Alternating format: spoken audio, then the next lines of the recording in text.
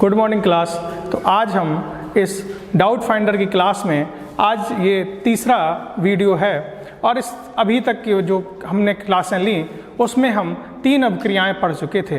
पहली अभिक्रिया हमने रासायनिक अभिक्रिया पढ़ी। रासायनिक अभिक्रिया में हमने पढ़ा कि जब 2 या 2 से अधिक पदार्थ आपस में क्रिया करके एक नए पदार्थ का निर्माण करते हैं तो वहाँ पर रासायनिक अभिक्रिया होती है। दूसरी अभिक्रिया योगात्मक अभिक्रिया पढ़ी। योगात्मक अभिक्रिया में हमने पढ़ा कि जब 2 या 2 से अधिक पदार्थ आपस में क्रिया करके केवल एक नए पदार्थ का निर्माण करते हैं तो वहाँ पर योगात्मक अभिक्रिया होती है। और तीसरी अभिक्रिया हमने पढ़ी थी प्रतिस्थापन अभिक्रिया। प्रतिस्थापन अभिक्रिया में हमने क्या पढ़ा कि जब अधिक क्रियाशील परमाणु कम क्रियाशील परमाणु को विस्थापित कर उसका स्थान ग्रहण कर लेता है तो वहाँ पर प्रतिस्थापन अभिक्रिया होती है। अब आज की इस क्लास में हम पढ़ेंगे उत्क्रमणीय अभिक्रिया क्या है और अनुत्क्रमणीय अभिक्रिया क्या है। तो उत्क्रमणीय अभिक्रियाओं में हम सबसे पहले हमको ये पता होना चाहिए कि उत्क्रमणीय चिन्ह एक होता है। कोई भी जो उत्क्रमणीय अभिक्रिया है उसमें एक विशेष चिन्ह लगा होगा जो दोनों दिशाओं को इंगित करता है, अर्थात वे अभिक्रियाएं जो समान परिस्थितियों में अग्र तथा पश्च दोनों दिशाओं में चल सकती हैं उनको हम उत्क्रमणीय अभिक्रियाएं कहते हैं। जैसे कि पीछे परिभाषा लिखी है कि वे अभिक्रियाएं जो समान परिस्थितियों में अग्र तथा पश्च दोनों दिशाओं में चल सकती हैं परंतु इनमें एक चीज होती है कि यह किसी भी दशा में पूर्णता को प्राप्त नहीं करती, अर्थात यह अभिक्रिया कॉन्टिन्यूअस चलती रहती है। अभिकारक से उत्पाद बनेगा और उत्पाद से पुनः अभिकारक भी बन जाएगी, अर्थात यह अभिक्रिया कभी भी पूर्णता को प्राप्त नहीं करती। जैसे कि हम एग्जाम्पल में देखते हैं कि H2 + I2 = 2HI बना, अर्थात हम ये बता चुके थे कि लेफ्ट हैंड साइड वाले अभिकारक होते हैं और राइट हैंड साइड वाले उत्पाद होते हैं। तो H2 + I2 = 2HI बना है परंतु यह अभिक्रिया दोबारा HI से हम H2 और I2 बना सकते हैं। लेकिन हमको जो मेन चीज है कि हमको कोई भी रिएक्शन में ये कैसे पता चलेगा कि ये उत्क्रमणीय अभिक्रिया है, तो आप बिना किसी देर किए हुए केवल एक चिन्ह से आपको ये पता चल जाएगा कि यह उत्क्रमणीय अभिक्रिया है। सर्वप्रथम हम इस निशान को देखते हैं। हम इस निशान को देखने के बाद या इस एरो को देखने के बाद हमको यह पता चल जाएगा कि यह उत्क्रमणीय अभिक्रिया है, क्योंकि इसमें एरो का निशान दोनों ओर होता है, अर्थात यह अभिक्रिया अग्र तथा पश्च दोनों दिशाओं में चल सकती है। दूसरा एग्जाम्पल हम देखेंगे PCl5 = PCl3 + Cl2, अर्थात ये अभिकारक हैं और अभिकारक से उत्पाद बनेंगे परंतु हम उत्पाद से पुनः अभिकारक को बना सकते हैं। इसी को हम उत्क्रमणीय अभिक्रिया कहते हैं। यह यूपी बोर्ड में हर वर्ष लगभग पूछी जाने वाली अभिक्रियाओं में से एक है। आप इस अभिक्रिया को अच्छे से देख लें। एक बार परिभाषा हम फिर दोहरा देते हैं कि वे अभिक्रियाएं जो समान परिस्थितियों में अग्र तथा पश्च दोनों दिशाओं में चल सकती हैं ऐसी अभिक्रियाएं उत्क्रमणीय अभिक्रियाएं कहलाती हैं, परंतु यह कभी भी पूर्णता को प्राप्त नहीं करती। एग्जाम्पल फिर देख लेंगे H2 + I2 = 2HI, PCl5 = PCl3 + Cl2। इसमें आपको पता है कि लेफ्ट हैंड साइड वाले ये अभिकारक होते हैं, राइट हैंड साइड वाले उत्पाद होते हैं। अभिकारक मिलकर उत्पाद बनाते हैं। यह अभिक्रिया में हम उत्पाद से पुनः अभिकारक भी बना सकते हैं, इसीलिए यह उत्क्रमणीय अभिक्रिया होती है और यह कभी भी पूर्णता को प्राप्त नहीं करती। हम लोग जो है पढ़ने जा रहे हैं अनुत्क्रमणीय अभिक्रिया। अभी तक हम लोग इस सीरीज में योगात्मक पढ़ चुके हैं, प्रतिस्थापन अभिक्रिया पढ़ चुके हैं, उत्क्रमणीय अभिक्रिया पढ़ चुके हैं और रासायनिक अभिक्रिया पढ़ चुके हैं। अब हम पढ़ने जा रहे हैं अनुत्क्रमणीय अभिक्रिया। अनुत्क्रमणीय अभिक्रिया क्या होती है?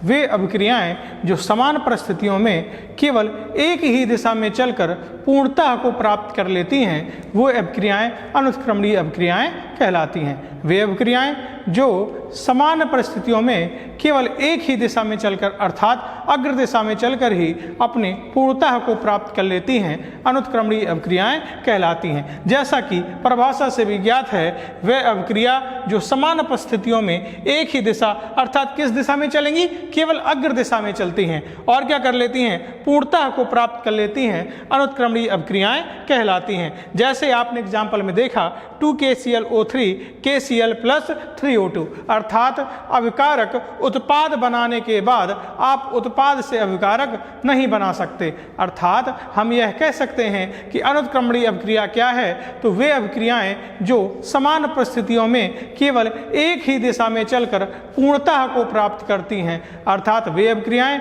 जो समान दिशाओं में चलकर केवल अग्र दिशा में ही चलकर अपनी पूर्णता को प्राप्त कर लेती हैं, वो क्या कहलाती हैं? अनुत्क्रमणीय अभिक्रियाएं कहलाती हैं। आप एग्जाम्पल में फिर देख लीजिए 2KClO3 KCl प्लस 3O2। इसके बाद हम पढ़ेंगे द्विविस्थापन अभिक्रिया। अभी तक हमने प्रतिस्थापन पढ़ी थी, प्रति का मतलब होता है एक, अब पढ़ेंगे द्विविस्थापन। द्विविस्थापन अभिक्रिया क्या है? तो द्विविस्थापन अभिक्रिया में पढ़ेंगे जब परस्पर आयनों तथा मूलकों के विनिमय के फलस्वरूप, आयनों तथा मूलकों के परस्पर विनिमय के फलस्वरूप बनने वाले उत्पाद या होने वाली अभिक्रिया क्या कहलाएगी? द्विविस्थापन अभिक्रिया कहलाएगी। द्विविस्थापन अभिक्रियाओं में दोनों जो अभिकारक हैं, दोनों के जो मूलक हैं, वो एक दूसरे को आदान प्रदान करेंगे या उनमें विनिमय होगा। ठीक है, अभी तक हमने प्रतिस्थापन में देखा था कि अधिक क्रियाशील परमाणु कम क्रियाशील को प्रतिस्थापित कर देता था, लेकिन द्विविस्थापन में क्या होगा? दोनों के आयन चेंज हो जाएंगे। एक जो दो अभिकारक हैं वे एक दूसरे से आयनों का विनिमय करेंगे। जैसे अब देख लेते हैं द्विविस्थापन अभिक्रिया क्या है।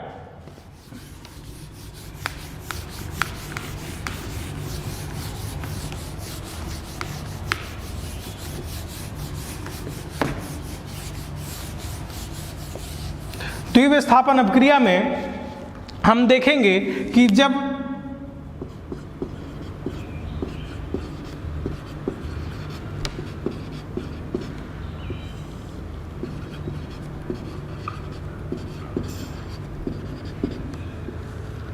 द्विविस्थापन अभिक्रिया क्या है? जब या लिख दिए वह अभिक्रिया जिसमें आयनों तथा मूलकों के परस्पर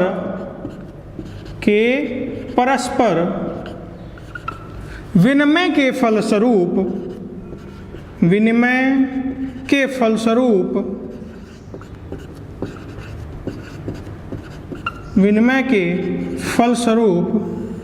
नए उत्पाद बनते हैं, तो ऐसी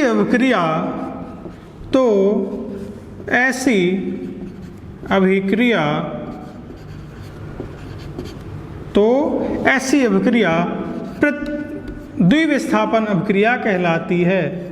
तो ऐसी अभिक्रिया द्विविस्थापन अभिक्रिया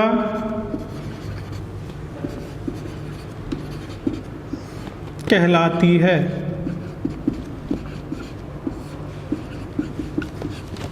देखिए, तो आप लोग कॉपी पेन से आप इस परिभाषा को नोट कर लें। और आपने द्विविस्थापन अभिक्रिया में पढ़ा कि वह अभिक्रिया जिसमें आयनों तथा मूलकों के परस्पर विनिमय के फलस्वरूप नए उत्पाद बनते हैं, तो ऐसी अभिक्रिया द्विविस्थापन अभिक्रिया कहलाती है। तो ऐसी अभिक्रिया क्या कहलाती है? द्विविस्थापन अभिक्रिया कहलाती है। एग्जाम्पल में आप देखेंगे Na2SO4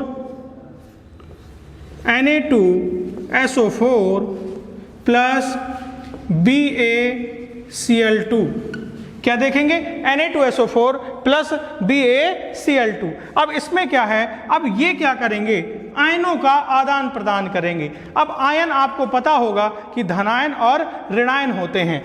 Na क्या है? धनायन है, एक धनायन, SO4 ऋणायन है, Ba दो धनायन है, Cl एक ऋणायन है। अब आयनों का आदान प्रदान कैसे होगा या आयनों का विनिमय कैसे होगा? तो इसका धनायन इसके ऋणायन के साथ आ जाएगा, इसका धनायन इसके ऋणायन के साथ आ जाएगा और इसका धनायन दूसरे वाले के ऋणायन के साथ में जुड़ जाएगा। अब क्या हो जाएगा?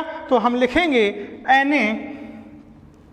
NaCl plus BaSO4। अब क्या हो गया, NaCl प्लस BaSO4। अब देखिए इसका जो धनायन था इसके ऋणायन के साथ जुड़ गया है, NaCl हो गया, और इसका ऋणायन इस वाले के धनायन के साथ जुड़ गया तो क्या हो गया, BaSO4 हो गया। अब आपको यदि यौगिक बनाना आता है, 9th की क्लास में यदि आपने यौगिक बनाना सीखा है तो ये इक्वेशन आपके लिए बहुत आसान होने वाली है, क्योंकि रिएक्शन में हमेशा हमने पढ़ा है धनायन किसके साथ जुड़ेगा, ऋणायन के साथ जुड़ेगा। तो इसमें देखिए Na धनायन था, Cl ऋणायन था, तो Na धनायन Cl ऋणायन के साथ जुड़कर NaCl बनाएगा, और SO4 ऋणायन था तो वो Ba धनायन के साथ जुड़कर BaSO4 बनाएगा। इसमें क्या हुआ है, दो आयनों का आदान प्रदान हुआ है या विनिमय हुआ है कि उसने NaSO4 ने कहा कि आप मुझको Ba दे दीजिए और मुझसे Na ले लीजिए। दोनों ने एक शर्त रखी कि एक हाथ से लेना और एक हाथ से देना, एक चीज आप मुझको दीजिए, एक चीज मैं आपको दे दूंगा। तो इसने NaSO4 ने अपना Na BaCl को दे दिया और BaCl ने अपना BaSO4 को दे दिया, अर्थात इन दोनों के आयनों का परस्पर विनिमय हुआ है। तो यही आपकी द्विविस्थापन अभिक्रिया है। द्विविस्थापन अभिक्रिया फिर से एक बार दोहरा देता हूं, वह अभिक्रिया जिसमें आयनों तथा मूलकों के परस्पर विनिमय के फलस्वरूप नए उत्पाद बनते हैं, ऐसी अभिक्रिया द्विविस्थापन अभिक्रिया कहलाती है। ठीक है, यह अभिक्रियाओं में अभी तक प्रतिस्थापन में एक का स्थान चेंज होता था, लेकिन द्विविस्थापन में दोनों का स्थान चेंज होगा। और हमने इससे पहले अभिक्रिया पढ़ी है अनुत्क्रमणीय अभिक्रिया, तो वह अभिक्रिया जो समान परिस्थितियों में केवल एक ही दिशा में चलकर पूर्णतः को प्राप्त कर लेती है, ऐसी अभिक्रिया अनुत्क्रमणीय अभिक्रिया कहलाती है। फिर उत्क्रमणीय अभिक्रिया पढ़ चुके हैं, उस अभिक्रिया में हमने पढ़ा था कि वह अभिक्रिया जो समान परिस्थितियों में अग्र तथा पश्च दोनों दिशाओं में चल सकती है, ऐसी अभिक्रिया को हम